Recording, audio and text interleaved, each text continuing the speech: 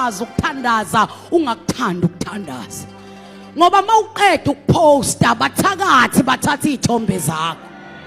Wakashaphi. Post in prayer as you post on your social media. When you share news of what the Lord has done, share news also in prayer.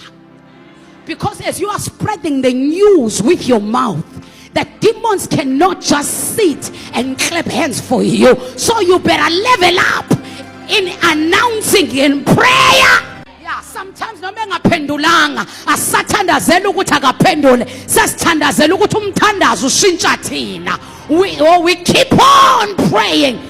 For someone who was losing energy for prayer, I'm here to recharge you, because one thing I can assure you, I can bet my life on it, is that prayer you are praying, it's gonna change something. If it is not changing your situation, it will definitely change you to change your situation. Something is got to change when you are a person of prayer.